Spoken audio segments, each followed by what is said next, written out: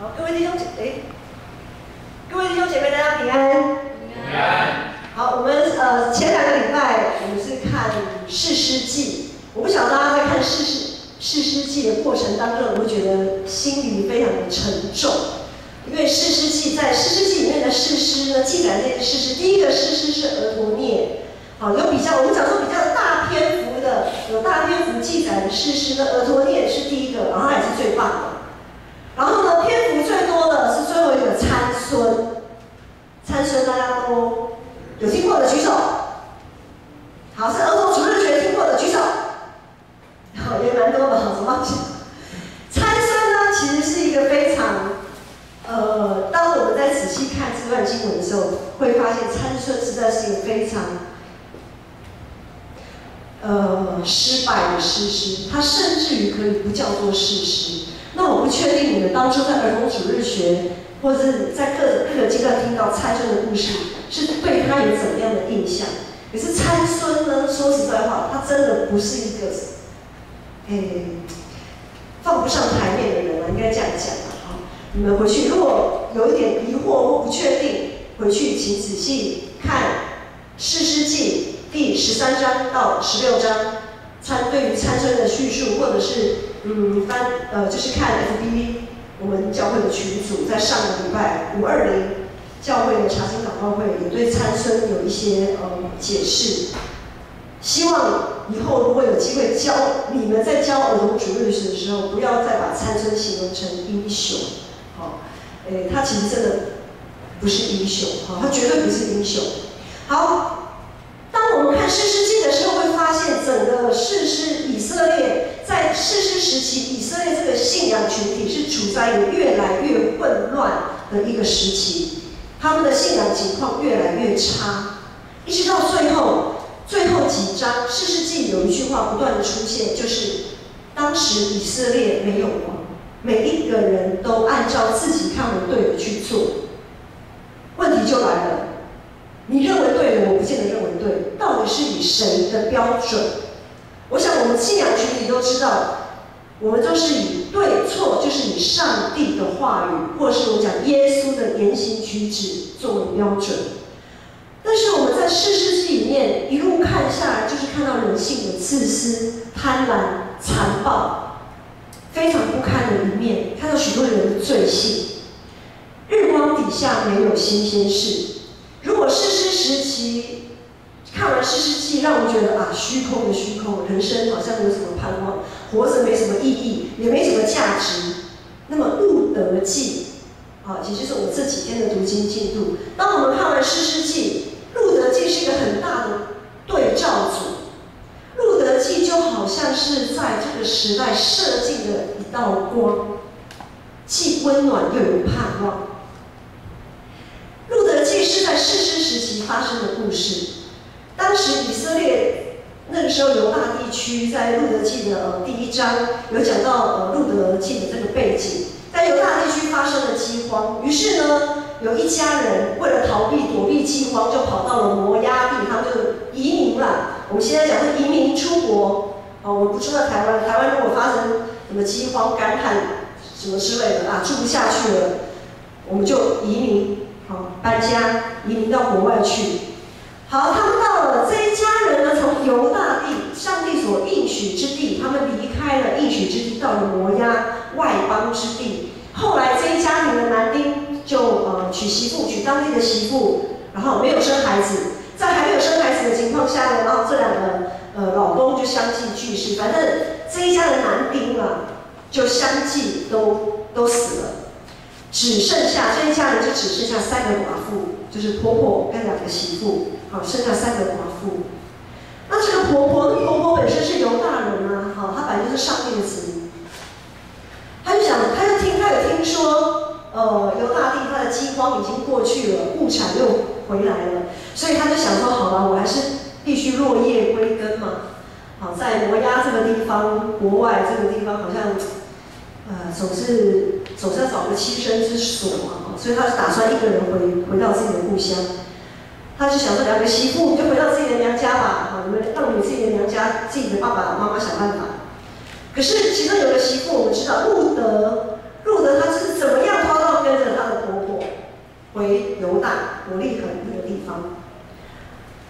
还说了一段非常有名的信仰告白。他说的这个是信仰告白哦，虽然他是外邦人哦，他也不晓得上帝是怎么一回事，但是他就是跟着他公公婆婆的信仰来说了这段信仰告白。他说：“你往哪里去，我也往哪里去；你在哪里住宿，我也在哪里住宿。你的国就是我的国，你的上帝就是我的上帝。你死在哪里，我也死在那里，也葬在那里。除非死能与你让你我相离，不然愿耶和华重重的惩罚我。”路德是用这样子的心志，要跟着他的婆婆拿俄米，从他自己的出生地、成长的地区摩押，然后跟他婆婆来到一个他完全不知道、完全不熟悉、人生地不熟的所谓婆婆的故乡。在士师时期，特别是在外邦、外国，他们并不敬拜上帝的这个地方，要说出这样的信仰告白，我们千万不要把它好像听，好像认为蛮理所当然的哦，这句告白蛮美的，不容易耶。刚刚有讲到士师时期是怎么样的一个时期？是整个道德沦丧，没有上帝，个人都按自己认为对的去做的那个时期。一个这样子的时期，然后呢，路德她又是外邦女子，她能说出这样的信仰告白是非常难能可贵的。所以这个婆婆拿俄米当然没有什么理由拒绝她，就好带着她回家，好带着她从外国再移民，好再迁移回来自己的本家。自己本家的农田地也都被人家占据了。好，他们也失去了自己的田地，就算有田地，他们也没有钱可以雇工人帮他们耕种，就算可以耕种，也需要时间去等。好，那这下子他们这个时间吃喝怎么办？在上帝的律法中有一条律例典章是说，当我们的田里在收割的时候，收割剩下那掉落在地上的麦穗，可以任由那一些需要的人去拾取，就是为了要帮助像路德、拿俄米这样子贫穷还没有依靠的人。问题在于，当这样子的人去田里拾取麦穗的时候，田主跟雇工他们的态度也很重要。上帝的律例典章是这样子记载，问题是那个时候以色列人心中没有王啊，谁理你呀？你要我来我田里捡麦穗？我们从路德记可以看到一些蛛丝马迹。为什么波阿斯要路德跟着他到他的田里跟着他？显然别的地方的人怎么样？会欺负，特别是像路德这样子没有依靠的寡妇。以我们现在来讲，更严重的就是会对他伸出咸猪手，对他性骚扰，然后讲一些有没有的难听的话。如果讲完这些难听的话，或者对他做了什么性骚扰，还让他剪，那也就算了。可能呢，各种刁难也不让他剪。路德他这一位外籍新娘，然后又是跟着婆婆回到家乡的这个寡妇，她应该算是集所有的不幸于一身的一个妇人啊。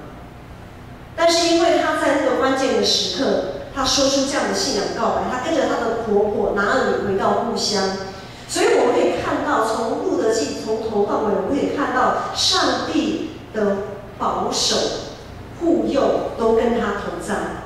上帝引导他去到波阿斯这个地主的田里去捡麦穗，而这位地主波阿斯对路德所做的，耶稣要求我们多走1里路，波阿斯对路德所做的已经不止多走1里路了，根本就是要陪他走到底了，给他多又更多，超过他所求所想。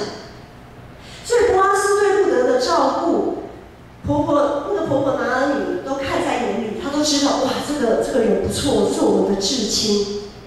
好，这个至今是值得依靠的。然后呢，婆婆就出了一个计谋。婆婆出了这个计谋，就是记载在我们今天的经文段落。我们请 Kevin 放一下我们今天的经文段落。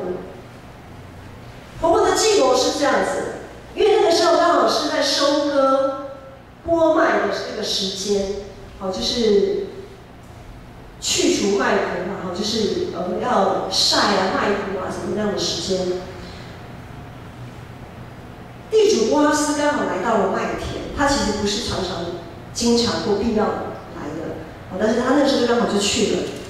婆婆的计谋是说，路德，我跟你讲你今天到波阿斯的那个晒谷场旁边，麦场旁边，你呢趁着黑夜没有人看到的时候，偷偷的撸到波阿斯的旁边，掀开他的衣襟，就躺在他旁边这样子。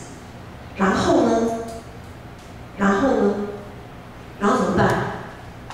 婆婆就说，然后波阿斯他会告诉你做些什么。哇，路德怎么样？他相信他就去做，因为他们就是捡人脉，所以他们要讨生活的人啊，讨生活的人当然有机会，就像做业务的，有机会就要赶快切入了，对不对？有机会就要切入了。好，看到这里，我不晓得大家会不会觉得脸红心跳？这个婆婆哪里为什么会给路德出这个主意？今天我们在座都还没有人是当婆婆的，我们想象一下，如果今天你是婆婆啦，你是婆婆，然后你有一个媳妇跟在你身边，你会叫你的媳妇去找一个男人的家里说，我跟你讲，不要说去躺在他床旁边好了，你就开门，躺在他客厅，你会这样做吗？不要说躺在房间的床旁边，就躺在客厅就好了，应该有点，对不对？这段经文会让你觉得有点不可思议。那个婆婆那个时候的人，当然我们要知道，当我们在感觉路德好像做了违反善良风俗的事情，我们要去理解，我们还要再不断的去理解，路德记的时代是在士师这个道德沉沦败坏的这个时代。路德只不过是躺在波阿斯的旁边，他没有要仙人跳，哪里也没有让仙人跳啊。可能我们现在会想象说干嘛？仙人跳起来，然后就说认定我跟你发生关系了，好，你就要对我负责任。没有嘛？经文的前后脉络都没有这样子的描写，绝对不是要仙人跳，只是躺在他旁边而已。这样子的举动，其实对当时道德沦丧的士师时期，其实根本是小菜一碟，不痛不痒，没什么关系啊 ，OK 的啦，小事一桩。好，一个人为了求生存，很多时候真的，我们说为五斗米折腰吗？真的被逼到了，有的时候好像那个自己的那个道德的界限尺度、信仰的尺度，可能会有一些模糊哈。我想生活在我们现在这个进步繁忙的21世纪，特别这半年来，因着武汉肺炎这个疫情的影响，感谢主，台湾的疫情趋缓被控制住，但是相对我们知道，全世界的疫情还在烧啊，还在烧得非常的惨。很多人是因为这样子失去工作，那失去工作的人，很多时候他还不敢跟家里的人讲说，我被那个老板辞职了，每天还是一样穿着上班的衣服，拿着拎着包包说，我要去上班了，拜拜再见，结果在路上挖手，不敢跟家里的人讲，然后下班的时候到了，然后才回家说，我回来了，这样假装自己。你们有没有翘课过？就跟翘课的意思其实是一样的。早上背着书包去上学，结果没去学校，回来就说我回家了。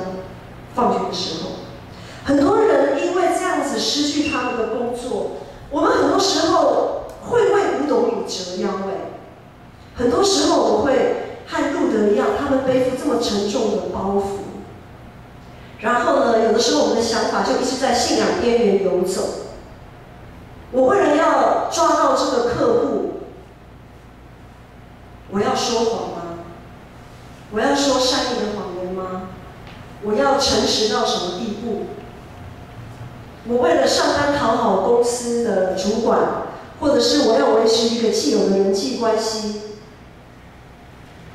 很多时候我们其实都在信仰的边缘游走。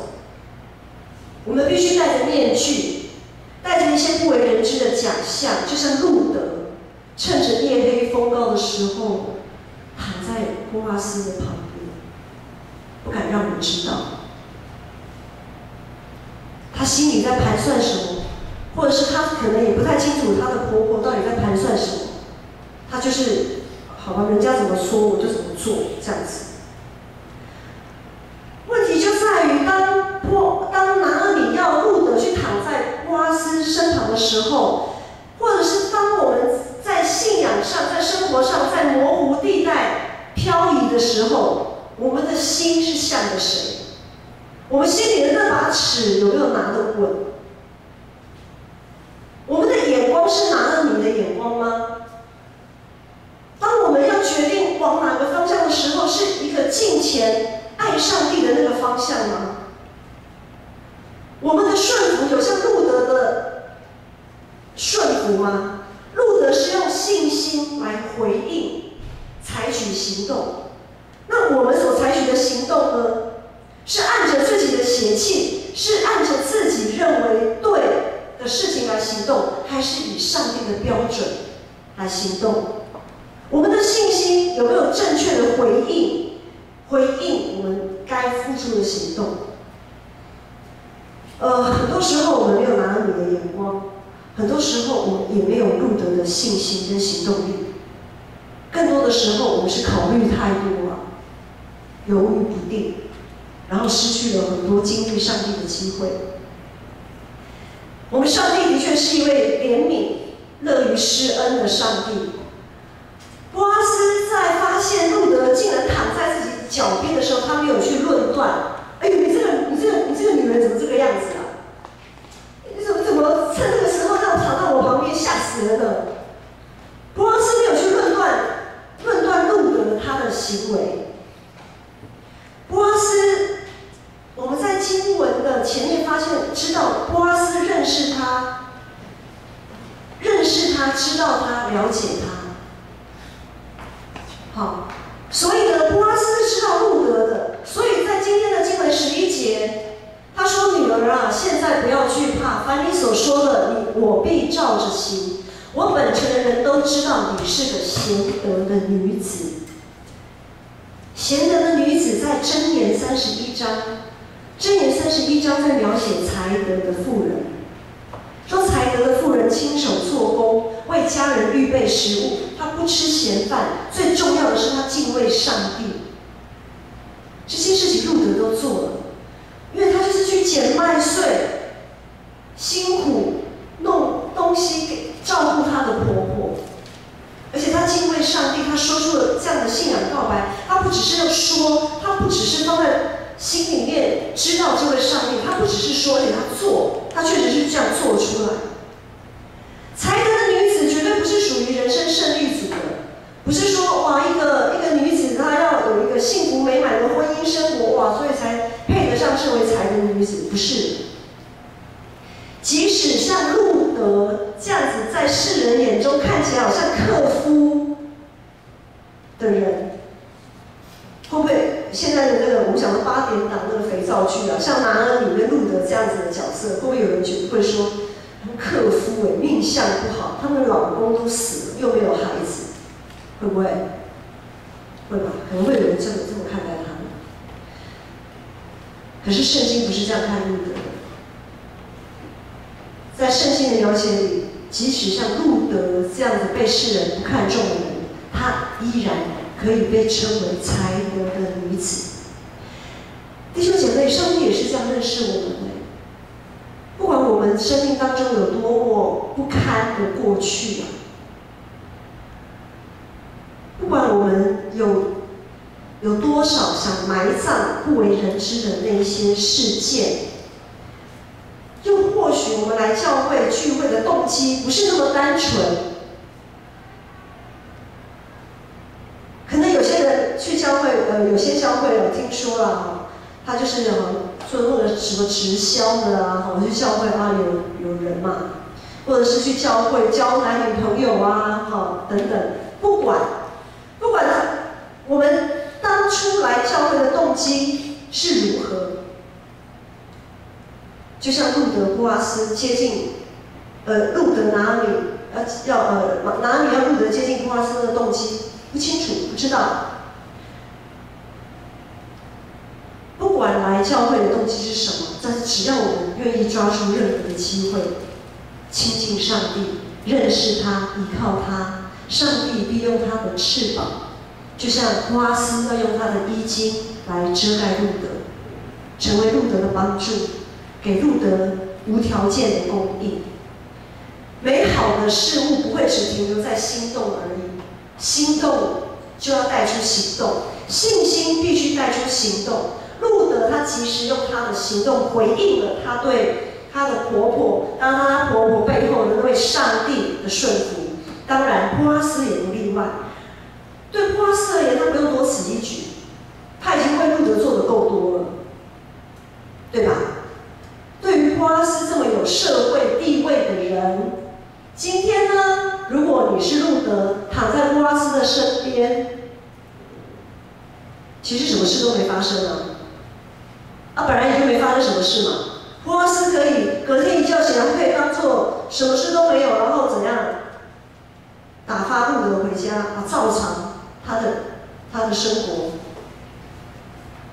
对吧？没错吧？他是这么有头有脸有名望的人，他干嘛多此一举？我们这几天在看路德，其实路德记4章，如果你还没有看，或者是你曾经看过，你回头再仔细的4章，顶多1个小时，顶多吧，快的话半个小时就看完了。其实波阿斯根本不用在后续搞那么麻烦一堆事情出来啊。可是波阿斯的善行，他没有停留在这里，他也回应了路德的恳求。所以11节刚刚有讲到说，凡你所说的，我必照着行啊。我一个大地主，我干嘛去照着一个婢女，而且外邦女子、寡妇，我干嘛照着你的话做？可是波阿斯愿意。我们从路德完全顺服的行动看出他的信心。从波阿斯义无反顾的行动，我们又看到了什么呢？当牧师在准备这个讲道篇，然后不断在这一节经文思考，我一直在思考说，波阿斯为什么要这么多此一举做这件事情？有一句话，圣灵透过圣灵，就像刀拿着刀刺入牧师的心，牧师想到一件事情。波阿斯就好像上帝是这么的富足，又乐于施舍，但是上帝的教会，我们有一个这么富有的爸爸，天父爸爸，想说我们那么富足的天父爸爸，可是为什么他的儿女，他的教会却常常让人觉得很贫穷，甚至很吝啬，拿不出什么东西出来？有的时候我们很怕给，我们怕给了自己不够。如果我们在读列王记之后几个月，我们会读撒母耳记、列王记，我们会认识一个叫以利亚的先知。我们会知道有一位西顿撒勒法是外邦的一个寡妇，不认识上帝的寡妇，她怎么样？在她非常贫困的时候，她仍然乐意接待上帝的仆人，就是先知以利亚。然后上帝怎么供应他？那有的时候呢，我们会觉得说，我已经给你给的够多了，可以了吧？我应该给的够了吧？如果当我们这样想的时候，我是不是要想想波阿斯做了些什么？波阿斯对路德所做的是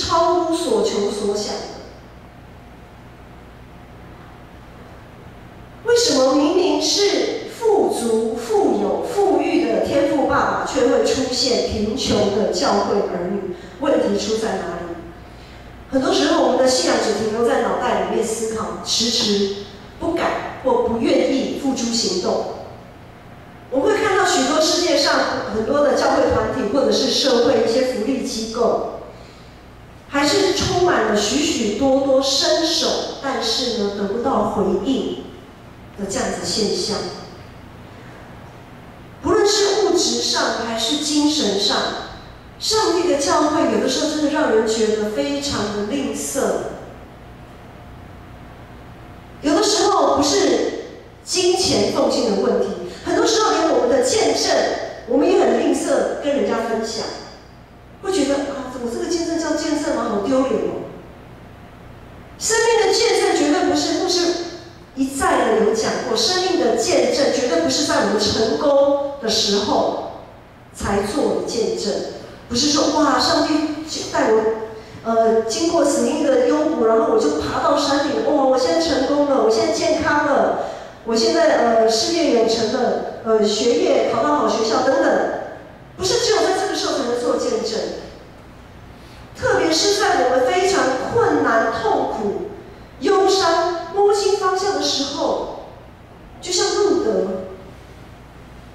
她在那么穷困潦倒的时候，没有丈夫又没有孩子，她依然可以坚定的站立，然后呢，做出这样的信仰告白。这个也是见证，而且这是很实在、非常棒的一个见证。可是很多时候我们会觉得，哇，这个好丢脸哦，讲不出口。上帝的慈爱怜悯常常被我们收进自己的口袋里，拿不出来，以至于我们现在福音到21世纪，还是只有这样子而已，传不太出去。士师时期会在21世纪重现吗？我们心中，在我们心中做王的到底该是谁？我们基督徒又该成为怎样的存在？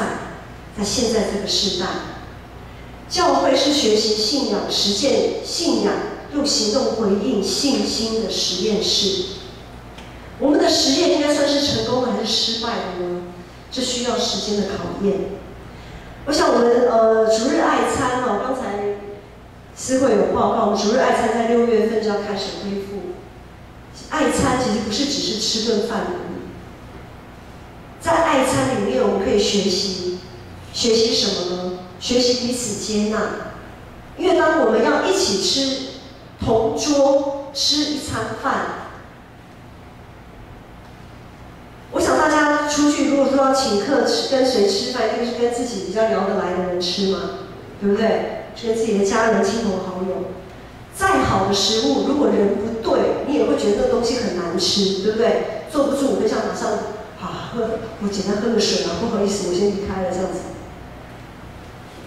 可是，在教会的爱餐呢，它是一种接纳。我们在教会就是每一个人，我们大家回头转头看一下，我们彼此每一个人都是弟兄姐妹，我们都是肢体。你怎么样跟你所爱的人一起吃饭，你就可以跟所有在教会的人一起同桌吃饭。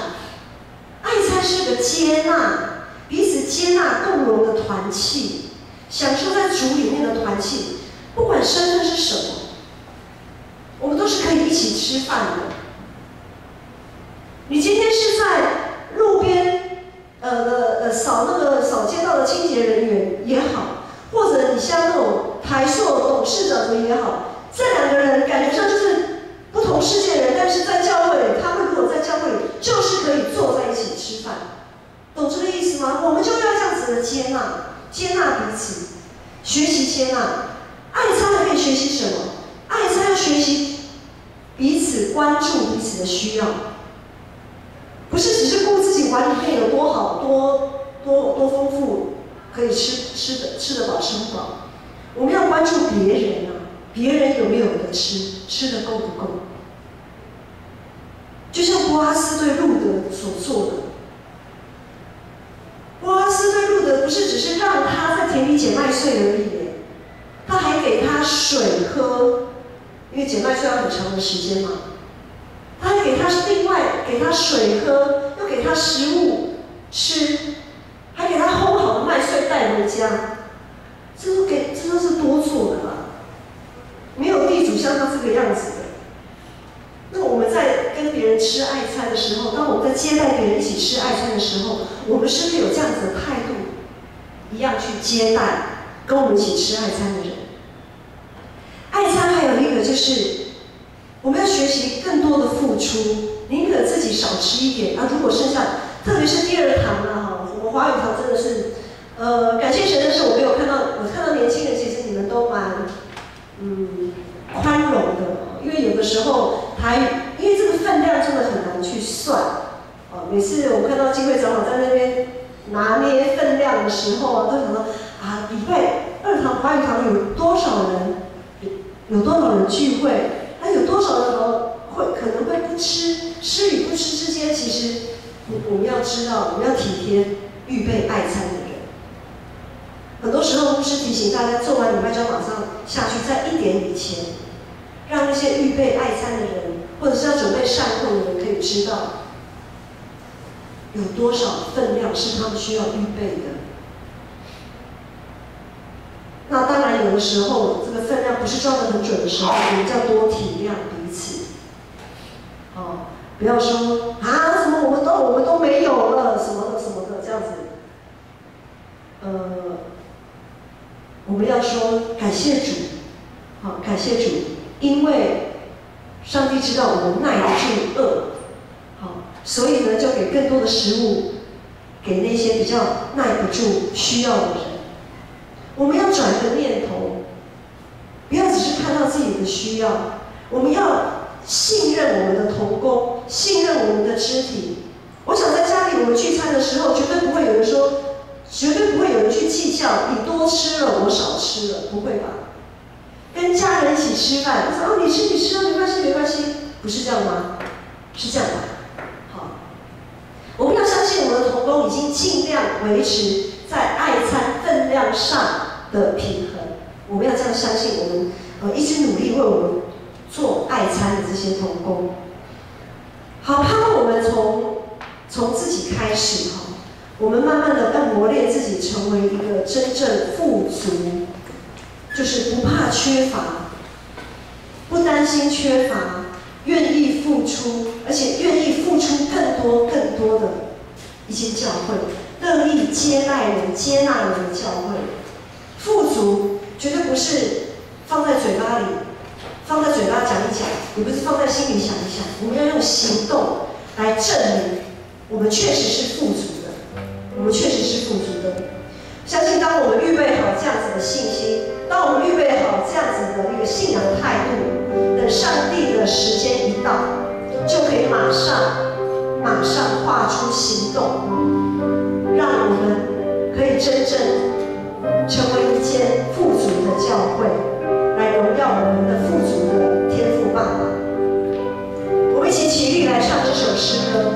我们每一个人都可以让自己，当我们的生命被主翻转的时候，当我们好像很贫穷，好像很不足，但是上帝如何供应你们的时候，当我们的生命被翻转，我们可以转动这个世界，让这个世界，让我们周遭的人不再看自己，而是看别人，仰望上帝，看别人的需要。来唱这首诗歌，让你爱是我所喜，重新来过，深切渴望能活在你手中，生命跟随一条路，梦想因你而激动，所有一切交给你，毫无保留。你爱是我所喜，你爱是我所喜，重新来过，深切渴望能活在你手中，生命跟随一条路，梦想因你而激动，所有一切交给你，毫无保留。让我为你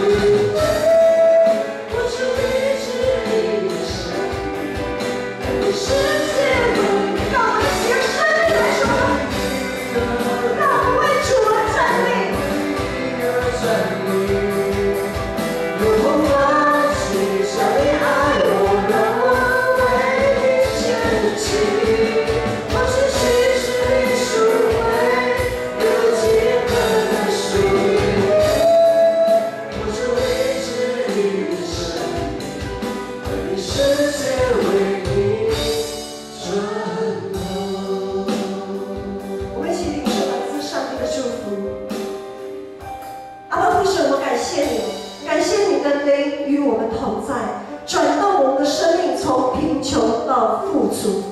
主啊，主，感谢你，